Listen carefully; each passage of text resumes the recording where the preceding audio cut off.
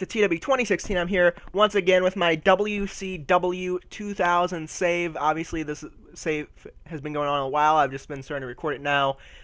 Before I couldn't find out, remember what Jerry Lawler's role was in the company. I remember now he is the general manager of Thunder, so that will come up in the first opening segment here. As Thunder starts off with Ben Moore in the ring, and he says, "It all started when me and Saturn were written off. We were written off as two people that wouldn't make it in this business." Fast forward to today. Me and him are 6-time tag team champions, and he is the Intercontinental Champion. I'm a former world champion. He may have stabbed me in the back, and I may not like him very much, but that doesn't change the fact that we are brothers. Goldberg's music hits, and he comes out, and he doesn't say much. He just says one line. He says, "If you were brothers, he'd come out and stop me from kicking your ass." And then after he starts to get in the ring until Saturn's music plays, he comes out and gets in Goldberg's face. He has a mic, and he says, "You can kick his ass as long as I'm here to help." Jerry Lawler, the GM, comes out and he says, "Now hold on a second. You three need to save it for the main event when you two team up against Ben Moore and Chris Jericho. And if you attack either of them before the match, you will forfeit your championships to them, considering world champion, WCW champion, Intercontinental champion, challengers." All right. Next, we have a entrance from Bret Hart, the television champion, and he makes a 76 B- defense against Sean Morley here. Wins by a sharpshooter. Makes defense number 4 of his world television title. Next, we have him celebrating, and then we move on to a match: Booker T and Scott Steiner. This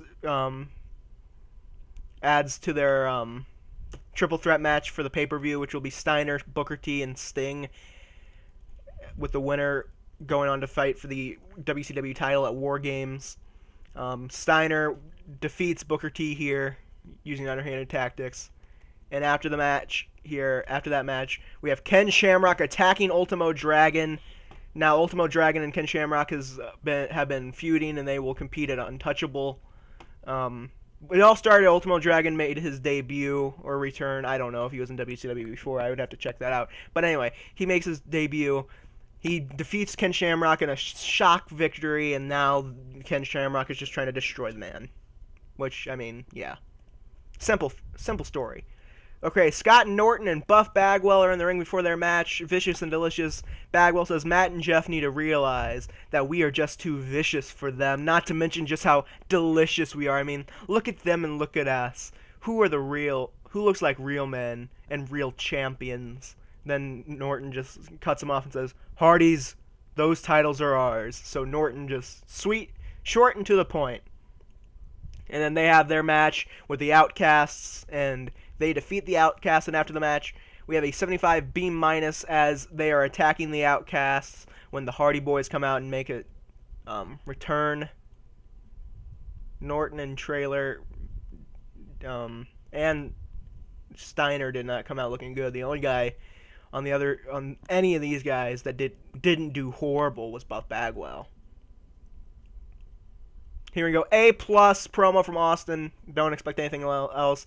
Austin's out before Malenko's match, and he says, "I reckon old Stone Cold has to come out here and lay down the law. Dean Malenko, your days running around here acting like you run the place are over, because I'm here to stun your ass and drink some beer and run this sumbitch myself, because Stone Cold says so." Then Dean Malenko has an 81 B match as he defeats Jushin Thunder Liger. And then after the match, Austin stuns him, drinks beer, has a good old Stone Cold time. Next, we have a hype promo for Sting, Booker T, and Scott Steiner. This would just announce that it becomes a number 1 contenders match for War Games. Next, we have a big Goldberg entrance before the main event, and the main event gets an 85 B+, not the best main event in the world. Usually I'm used to getting A's or whatever, but it's good. In this save, I'm used to getting A's. In an exceptional match, Ben Moore and Chris Jericho defeated Goldberg and Perry Saturn. Why am I saying Perry Saturn? It's just Saturn. When Ben Moore defeated Saturn with the Last Dance. And after the match, Goldberg and I would imagine Goldberg just spears the hell out of Ben Moore. Then just spears the hell out of Jericho and Saturn, then just picks the bones afterwards, is what I would imagine happens here. Anyway, the show got 90A. It got an A. Okay, that's good. That is good. So let's go and see what Raw did this week, because I don't think there is a SmackDown, and if there is a SmackDown, it's not its own separate brand. So let's go see what WWF did. Let's go see what the F did. Company Wars, WWF. What did you guys do this week? An 81 for Raw. And the main event was Road Dogg and Mankind.